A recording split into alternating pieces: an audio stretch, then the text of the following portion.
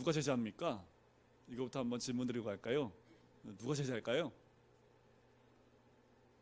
예수 믿는 모든 사람이 다 제자입니다. 왜냐하면 사도행전 2장에 보면 성령이 임하시고 베드로가 설교를 하고 난 다음에 그 설교로 죽게 돌아온 사람이 3,000명이 죽게 돌아오지요. 그때 여러분들 지금 보고 있는 성경을 2장을 뒷부분을 보면 성도들의 수가 3,000이나 더했더라라고 나오는데, 개역 한글 우리가 전해봤던 성경에도 보면 제자들이 3,000명이나 더했다라고 나옵니다. 그러니까 사복음서에 나오는 제자들이라는 명칭이 사도행전에 가서 성도들로 번역을 바꿨을 따름입니다. 그러니까 예수님을 구주로 영접한 모든 사람은 다 누구예요? 제자들입니다. 저는 이 말씀을 보면서 우리 모두는 이미 예수 그리스도와 함께 마지막 만찬 가운데 있는 것 아닌가라는 생각이 들어요. 바로 이 시대가 주님이 우리에게 베풀어 주신 마지막 만찬의 시간들이라는 생각이 듭니다. 그 마지막 만찬에 분명히 나눠지는 모습이 있습니다. 하나님이 끝까지 사랑하시겠다 말씀하시지요. 그것은 가룟 유다를 포함한 모든 하나님의 택한 자들을 예수님이 끝까지 사랑하시겠다라고 선포하시는 거지요. 우리 주님은 지금도 우리를 끝까지 사랑하시는 줄 믿습니다. 주님이 다시 이 땅에 오실 때까지, 그리고 우리를 구원하실 때까지 끝까지 사랑하시고 끝까지 돌아오기를 기다리시는 분이 우리 주님인 줄 믿습니다. 지금 이때가 그 어느 때보다 주님의 사랑이 풍성하게 임하는 때인 줄 믿습니다. 그런데 모두를 사랑하고 계시지만 이 제자 가운데 나눠집니다. 예수님을 팔아넘길, 예수님을 배신할 배신자와 그래도 예수님을 끝까지 따르며 부활하신 예수님을 만나 주님의 그 사역을 감당할 보냄을 받은 자들로 나눠지게 되어져 있다는 거지요. 그럼 누가 배신자이고 누가 제자입니까? 오늘 본문에 누가 배신자인지는 알아요. 누구예요? 가룟 유다요. 그럼 우리가 가룟 유다가 누가 있겠습니까? 에이, 무슨 우리가 뭐 예수님을 팔아넘길 가룟 유다가 되겠습니까? 당연히 없지요. 여기는 다 한 명도 없으리라 저는 그렇게 믿습니다. 하지만 가룟 유다를 보면서 혹여나 우리가 주님과 함께한 마지막 만찬을 함께하는 식탁의 교제를 하고 있는 우리들임에도 불구하고 우리 안에 가룟 유다와 같은 그 모습을 우리가 가지고 있지는 않나. 또 우리 안에 하나님 말씀, 예수님의 말씀에 따라 순종하지 못하고 있는 모습이 우리 안에 있지 않은가. 그렇다면 우리도 어쩌면 가룟 유다와 같은 모습으로 이 마지막 만찬의 삶을 살고 있다라고 보실 수 있는 거지요. 우리가 오늘 이 밤에 가룟 유다의 모습을 보면서 우리 안에 있는 가룟 유다적인 모습을 발견해내고 주님 앞에 회개함으로 돌이키면 우리는 주님의 사랑 가운데 주를 위하여 보냄을 받은 자로, 복음을 위하여 보냄을 받은 자의 모습으로 우리가 살아가게 될 줄 믿습니다. 배신하는 사람에는 두 가지 모습이 있습니다. 하나는 자신의 배신 행위를 끝까지 위장하는 것이에요. 여러분들, 우리가 죄 짓고 싶어서 짓는 사람이 있어요? 아, 목사님, 저는 죄 짓고 싶어서 이번 주에 죄를 많이 짓고 왔어요. 손 들어보세요. 한 명도 없지요. 때로는 어쩔 수 없는 상황 가운데 그 죄라는 것에 넘어지는 경우가 있지요. 그런데요, 죄를 의지적으로 짓는 것, 배신도 의지적으로 하려고 하는 마음이 있기 때문에 배신을 하는 것이라는 거예요. 누군가 배신할 때요, 어쩔 수 없이 배신하는 거 있을 수 있습니다. 하지만 거의 대부분 배신은 배신하려는 의지가 강하기 때문이지요. 예수님이 사랑하시는 12 제자가 있습니다. 자, 예수님이 사랑하시는 12 제자 가운데 한 명인 배신자인 그 가룟 유다를 예수님이 얼마나 사랑하셨는지 이 마지막 만찬 가운데 가룟 유다를 계속해서 콜링하고 부르시는 모습이 나와요. 여러분, 우리를 지금도 변함없이 부르고 계시고 있다라는 겁니다. 가룟 유다를 어떻게 부르셨을까요? 처음에 여러분들 13장 2절에 보면 이미 가룟 유다의 마음에 어떤 게 들어가요? 예수를 팔아넘길 생각을 마귀가 이미 넣어버렸습니다. 그 말은 뭐예요? 이미 가룟 유다 마음 가운데 예수님 팔아야겠다, 돈 받고 넘겨야겠다라는 마음을 가지고 있다라는 겁니다. 여러분들, 이것은 더 나아가서 가룟 유다의 죄일 수도 죄입니다. 그렇지만 우리 안에도 예수님을 팔아넘기는 사람이 누가 있겠습니까? 그런데 예수를 믿고 난 다음에 우리 안에 아직 죄된 옛사람의 모습, 옛 습관의 모습이 있다면 우리는 어쩌면 우리 안에 이 어둠의 영들과 함께 있는 모습이 있을 수 있다라는 거지요. 그때 우리 주님이 어떻게 콜링하시냐면 제자들의 발을 씻기십니다. 가룟 유다가 예수를 팔 것을 이미 오늘 본문에 보면 알고 계셔요. 그럼에도 불구하고 그의 발을 씻기는 모습을 봅니다. 왜 예수님이 가룟 유다의 발을 씻겼을까요? 그가 돌아오게 하기 위해서입니다. 우리 주님이 우리가 죄 가운데 있어도 주의전에 나오는 걸 허락하신 이유는 주의전에 나와서 회개하고 돌이키기 원하시는 우리 주님의 사랑이라는 거지요. 또 한 가지, 우리 주님이 가룟 유다를 마지막까지 돌이키기를 원하고 계셨던 것은 무엇이냐면 가룟 유다를 앉히는 모습이 등장한다라는 거예요. 오늘 여러분들 성경에 보면 가룟 유다가 어디에 있는지 안 나오지요. 어디에 앉아 있는지 안 나오지요. 여러분들 그 성화 아시죠? 마지막 만찬에서 성화 보니까는 만찬을 할 때 어디에 앉아서 먹어요? 책상에 이렇게 앉아서 먹잖아요. 의자에 앉아서 먹고 있지요. 그지요? 그 의자에 앉는 것은요, 이때 당시의 식사법이 아닙니다. 당시에 로마 사람들, 여러분들 영화에 보면 로마 사람들 어떻게 식사해요? 반쯤 누워서 식사하지요. 이때 당시에 식사법은요, 의자에 앉아서 식사하는 것이 아니라 반쯤 비스듬하게 누워서 식사하는 그런 풍토가 있었습니다. 하지만 정 가운데에는 주인공이 자리를 잡고요, 그 좌와 우로 이렇게 약간 비스듬하게 누워서 겹쳐서 이렇게 반원 형식으로 이렇게 둘러서 식사를 하게끔 되어져 있습니다. 자, 오늘 본문에 보면 예수님이 떡을 이렇게 적셔다가 가룟 유다를 주는 장면이 있지요. 자, 그렇다면 가룟 유다가 예수님과 멀리 있다는 얘기예요? 가까이 있다는 얘기예요? 가까이 있다는 얘기입니다. 자, 주인공의 오른쪽과 왼쪽은 그 주인의 가장 신뢰하는 사람들이 위치하는 곳이 왼쪽과 바로 오른쪽입니다.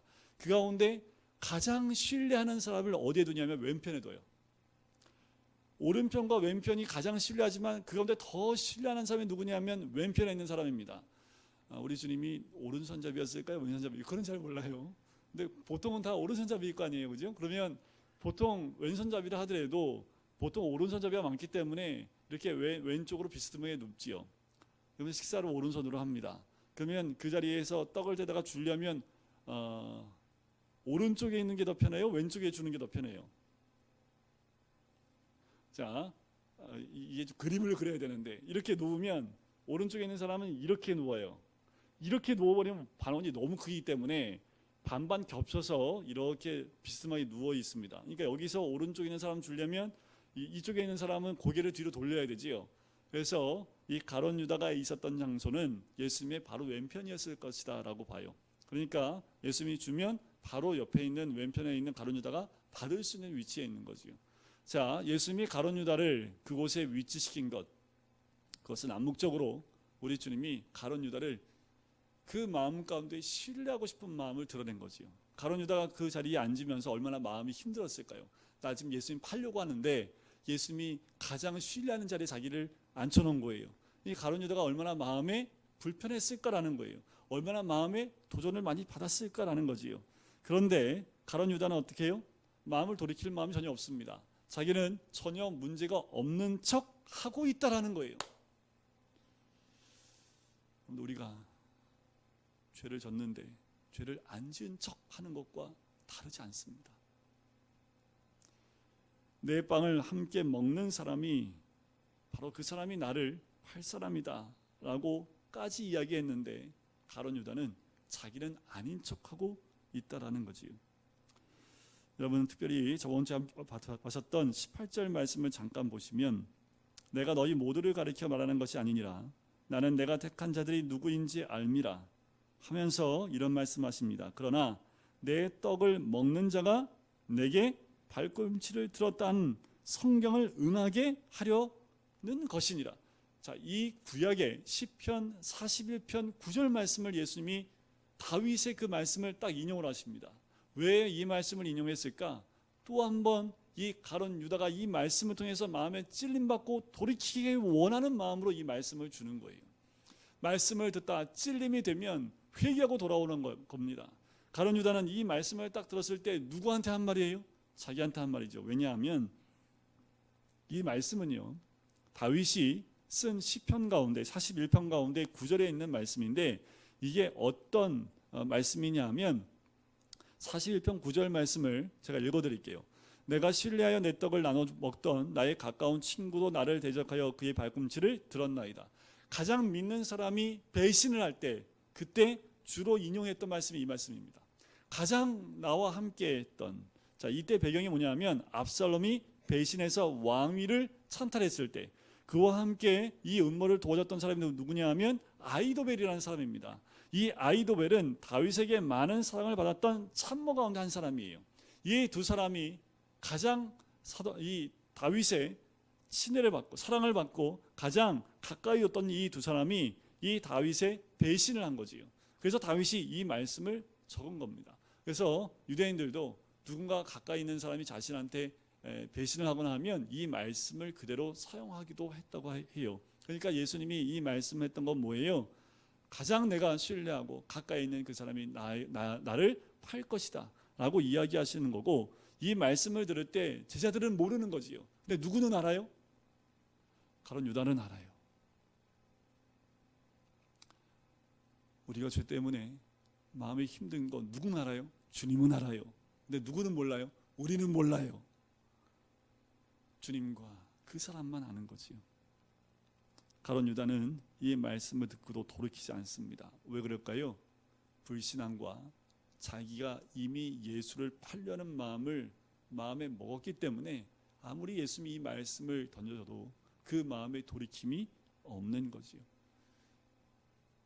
이 땅의 황무함은 이렇듯 찔림 받을 때 오히려 그 안에 분노가 일어나게 되어져 있는 거지요. 주님이 계속해서 가룟 유다한테 기회를 주세요. 마음을 돌이키기 위해서 기회를 주시는 거예요. 이 최후의 만찬도 어떻게 보면요, 이 가룟 유다를 돌이키기 위한 마지막 기회를 준 것이라는 거지요. 가룟 유다는 배신의 칼을 빼들게 되지요. 예수님께서 주님의 그 사랑으로 가룟 유다를 돌이키기를 원했지만 가룟 유다는 돌이키지 않습니다. 여러분, 교회에 나오시는 거 참 잘하셨어요.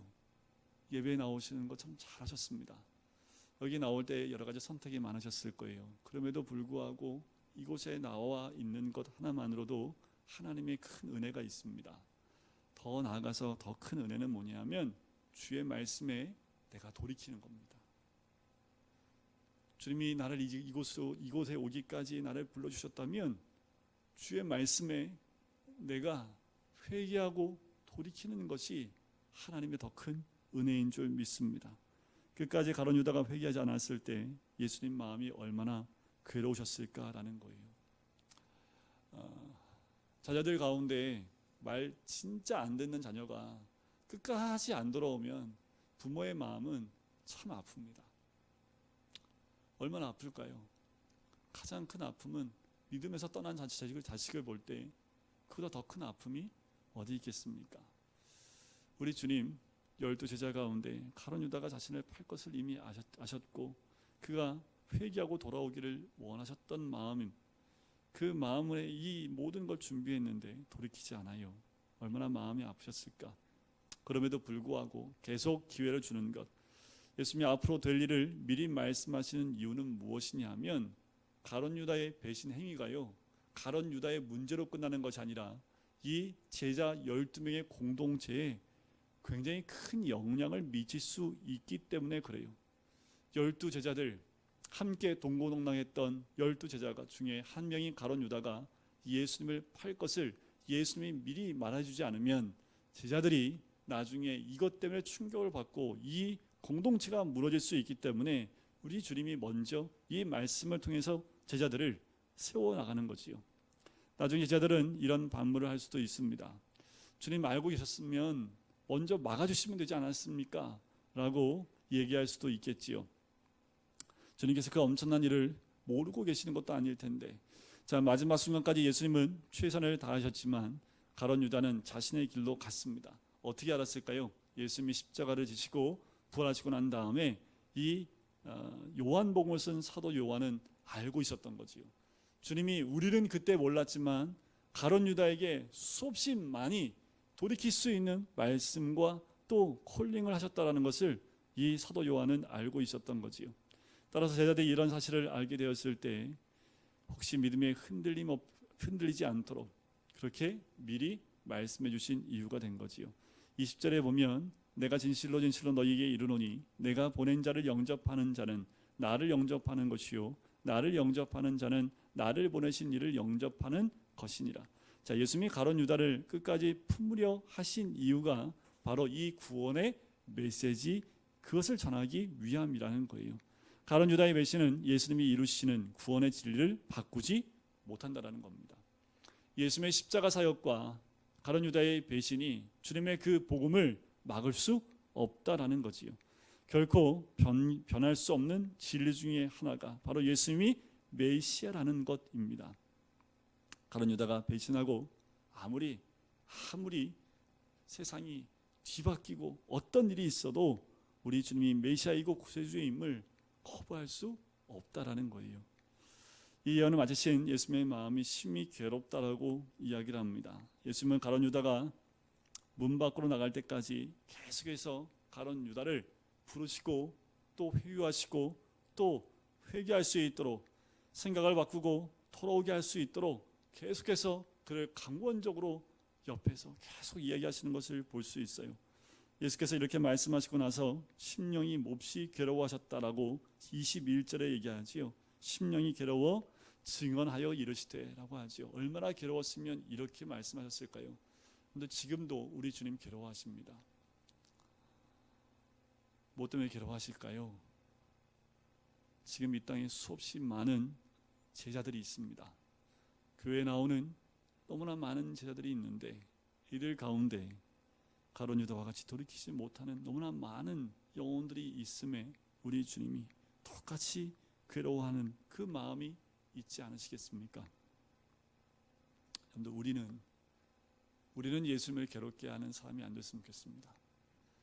12명 가운데 1명 가룟 유다 때문에도 이렇게 괴로워하시는데 우리는 우리 때문에 우리 주님이 괴로워하시는 그 당사자가 우리가 안 되었으면 좋겠습니다.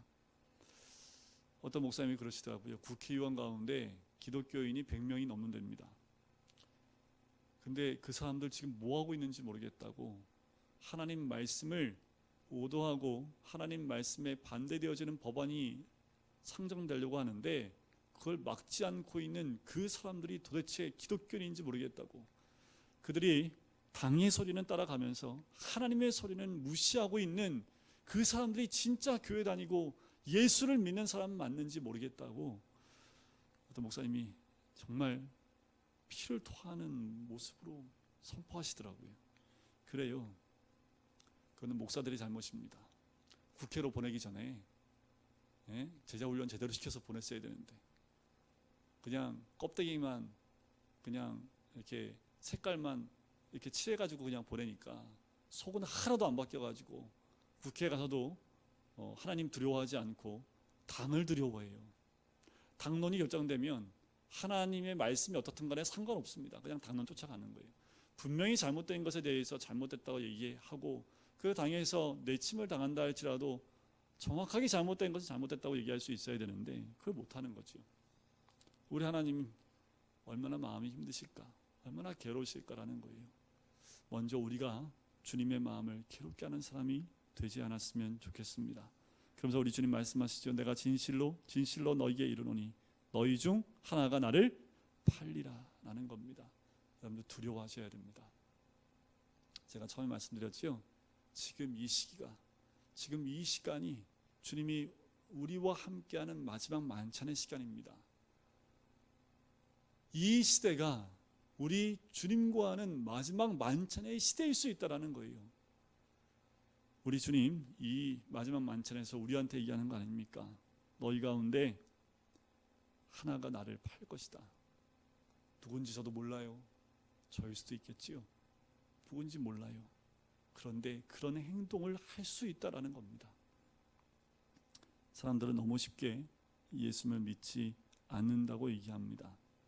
우리 주님, 교회 나오고 있지만 믿지 않고 있는 많은 사람들, 교회 나와서 예수님의 제자인 것 같지만 제자의 모습도 없고 그냥 색깔만 모양만 가지고 있는 그 그리스도인들 보면서 얼마나 괴로워하시고 있을까라는 거지요.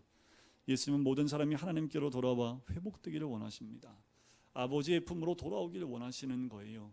겉만 돌아오는 것이 아니라 속사람까지 완전히 새롭게 되어져 하나님의 은혜 가운데 돌아오는 것, 그것을 원하시는 거지요. 여러분, 겉만 바뀌는 게 아닙니다. 그냥 겉에만 예수님의 옷만 걸치는 것이 아니라 우리 주님은 속사람까지 바뀌기를 원하시는 거지요. 당시 제자들은 예수님이 하신 말씀에 대한 의미를 잘 몰랐습니다. 그러나 아까도 말씀드렸지만 오직 한 사람, 배신자였던 가룟 유다만큼은 분명히 알고 있었지요. 그러나 그는 의지를 꺾지 않고 마음을 바꾸지 않았습니다. 예수님 말씀에 아닌 척하고 있는 거지요. 22절 23절에 보면 제자들이 서로 말씀을 나누고 서로 의심합니다. 누굴까라는 거지요. 예수의 제자 중 하나 곧 그가 사랑하시는 자가 예수의 품에 의지하여 누웠는지라. 자, 이 예수의 품에 누웠다라는 것은요, 아까도 말씀드렸지만 비스듬하게 있지요. 자, 비스듬하게 있으니까 지금 오른쪽에 있는 사도 요한, 여기서 사랑하시는 자는 사도 요한으로 봅니다. 사도 요한이 예수님의 오른쪽에 있기 때문에 누워있는 각도에 따라서 예수님의 품에 이렇게 뒤로 누우면 품에 이렇게 안길 수 있는 그 위치에 사도 요한이 있었다라고 봐요. 그리고 그 반대편 우측 끝에 누가 있었냐면 베드로가 있었던 거지요. 그러니까 베드로가 딱 보기에는 저 끝에서 보면 지금 사도 요한이 누구 품에 있는 거예요? 예수님 품에 있는 것과 같이 보이는 거지요. 어쩌면 이렇게 식사하면서 사도 요한이 그렇게 예수 품에 있는 것처럼 보였을 뿐만 아니라 그렇게 의지하고 있었던 사람 아니었을까? 그래서 사랑하시는 자라는 이 표현을 반복해 쓰는 것 아닐까? 사도 요한은 알았던 것 같아요. 누굽니까? 라고 사도 요한이 묻지요. 베드로가 머리짓해서 누구인지 좀 물어봐라. 그래서 25절에 예수의 가슴에 그대로 의지하여 말하되 주여 누구니까? 라고 질문을 해요. 자, 이 질문을 가룟 유다가 들었다 못 들었다? 몰라요. 저도 귀담아 듣고 있지 않았을까요? 가룟 유다가 아닌 척하고 있지만 귀는 다 이게 당나귀가 돼가지고 누구의 말을 계속 듣고 있을까요? 예수님의 말씀을 듣고 있지 않았겠습니까? 마지막 선택의 기회가 지나가고 나면 모든 것이 끝나는 거지요. 기회가 있을 때 기회를 잡는 것이 은혜입니다. 오늘 우리에게 주신 마지막 기회일 수 있다라는 거지요. 언제가 우리에게 그 기회가 자주 오는 것 아니라는 거예요. 그 기회를 놓치면 가룟 유다처럼 이제 돌이킬 수 없게 되는 거지요. 예수께서 대답하십니다. 26절에 내가 떡 한 조각을 적셔다 주는 자가 그니라 하고 곧 한 조각을 적셔서 가롯 시몬의 아들 유다에게 주시지요. 자, 그러면 누가 팔 사람이에요? 가룟 유다가 팔 사람이라는 것을 정확하게 주님 지목해 주셨는데 다른 제자들은 몰라요. 아마도 막 왁자지껄하고 막 지들끼리 막 먹고 막 만찬하고 있으니까. 그런데 아마 사도 요한은 옆에 있었기 때문에 분명히 보았던 것 같아요. 자, 27절에 보니까 조각을 받은 후 곧 사탄이 그 속에 들어간지라.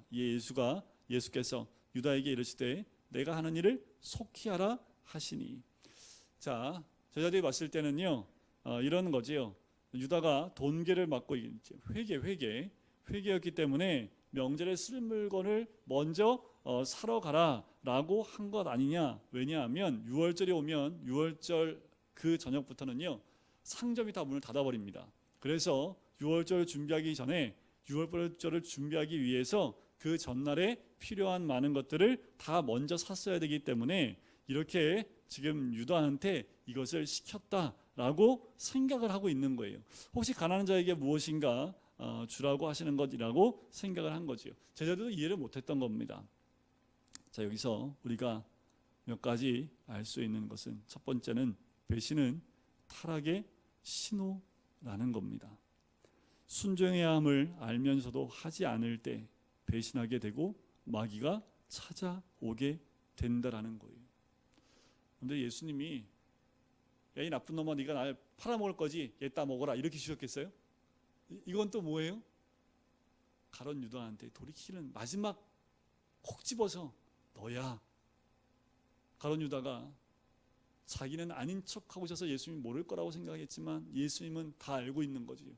바로 네가 나를 팔자이니라 하면서 빵을 딱 주었을 때 가룟 유다가 그때 회개하고 돌아왔다면 어땠을까라는 거예요.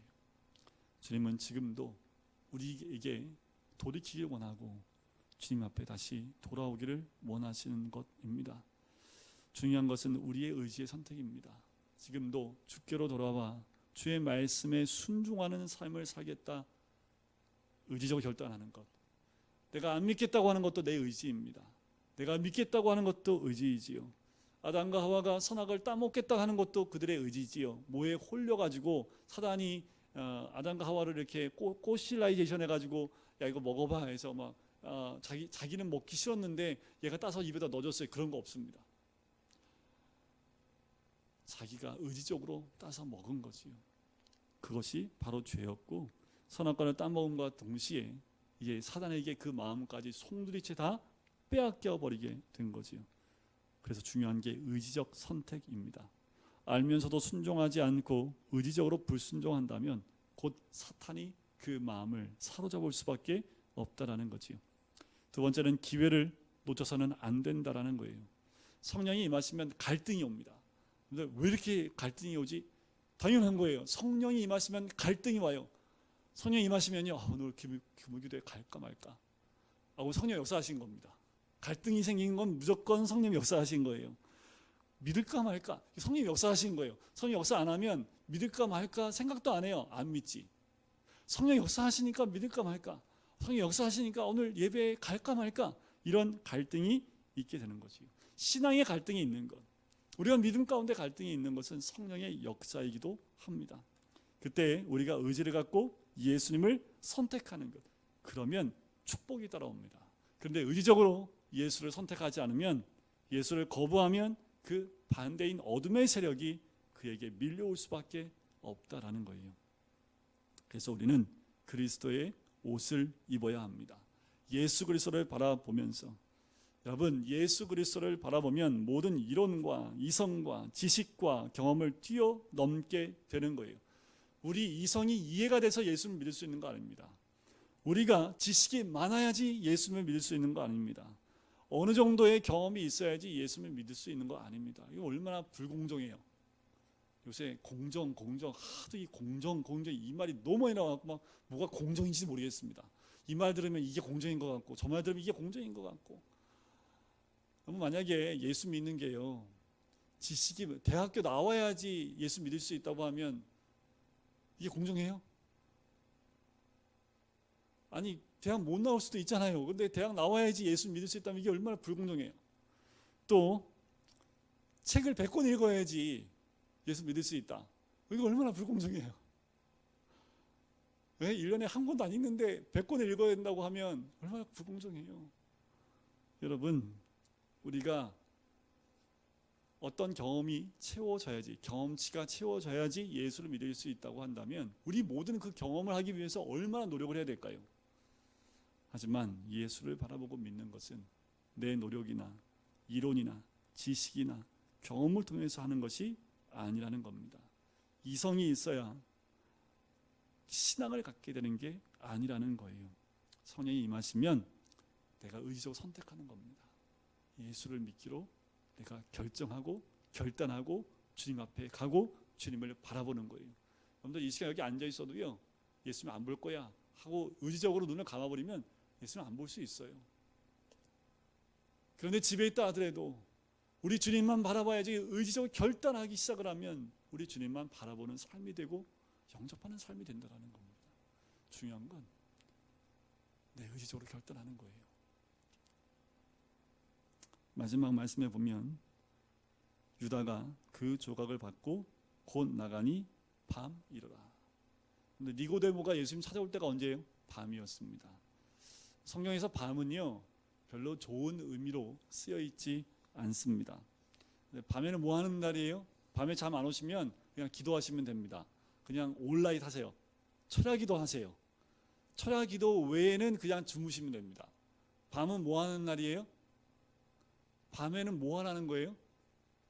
자라는 겁니다. 해 뜨면요, 움직이라는 거예요. 그런데 해 뜨는데 자고 밤이 됐는데 움직여요. 이거는 사람의 몸의 건강에도 안 좋고요, 거의 우울증에 걸릴 가능성이 높습니다. 밤에는 자는 거지요. 밤에는 자고 낮에 일을 하고 움직이는 것이 하나님이 우리 창조하신 몸의 모습이지요. 가룟 유다가 떡 조각을 가지고 나갔을 때 밤이었다라는 겁니다. 로마서 13장 12절부터 14절 말씀을 읽어드릴게요. 밤이 깊고 낮이 가까이 왔으니 그러므로 우리가 어둠의 일을 벗고 빛의 갑옷을 입자.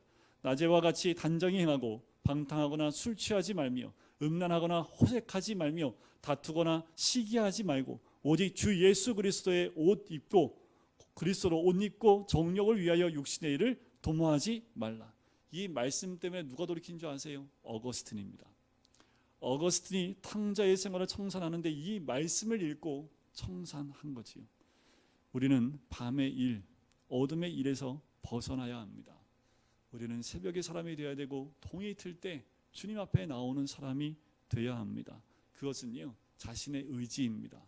기도하는 것도 자신의 의지입니다. 의지하지 않으면, 자기의 의지가 없으면 기도도 못해요. 성령이 나에게 역사하시면 기도할게요. 다 거짓말입니다. 기도하면 성령이 역사하십니다. 성령이 역사하시면 예배 나올게요. 다 거짓말입니다. 교회 나오면, 예배 나오면 성령이 역사하시는 거예요. 뭐예요? 하나님이 우리에게 자유 주셨기 때문에 주님을 선택하는 의지를 가지고 나가면 성령님은 우리와 함께 하신다라는 거지요. 예수 그리스도를 바라보는 사람, 죄에서 돌이킬 수 있는 사람입니다. 예수님을 바라볼 수 있는 사람이야말로 하나님의 축복된 방향으로 나갈 수 있다라는 거지요. 가룟 유다는 바로 옆에 예수님이 계셨음에도 불구하고 그 생명의 말씀이 계속 선포되어지고 있음에도 불구하고 주님을 바라보지 못하고 밤에 나가버립니다. 여러분, 늘 주님을 바라보면서 이 시대가 그 어느 때보다 눈물로 기도할 때가 되었습니다. 교회 다니는 사람이 많다고 하지요. 중요한 것은 교회 다니는 사람이 많은 것이 아니라 그리스도인이, 진정한 예수 그리스도를 믿는 그리스도인이 많은 것이 중요해요. 가룟 유다가 많은 게 중요한 것이 아니라 진짜 제자들이 많은 것이 더 중요한 시대가 되어졌지요. 이 땅에 곳곳에 그리스도인들이 참 많이 있습니다. 그런데 그리스도인의 힘이 없어요. 한 집사님하고 주중에 만나서 얘기할 때 그 집사님하고 저하고 한 얘기가 그거예요. 예수 다니는 사람들이 예수 믿는 삶을 좀 살면 이 시대가, 이 사회가 바뀌지 않겠습니까? 맞습니다. 그겁니다. 이 사회가 안 바뀌는 게 우리가 안 바뀌어서 그래요. 집사님이 고개를 끄덕끄덕 하시더라고요. 이 시대가 안 바뀌고 이 사회가 어둠에 있는 것은 내가 그 빛을 드러내지 못하기 때문에 그렇습니다. 우리가 각자 있는 자리에서 예수님의 빛, 예수님의 옷, 예수님의 그 냄새, 예수님의 그 편지를 드러낼 때에 우리를 통해서 이 시대가 바뀌게 될 줄 믿습니다.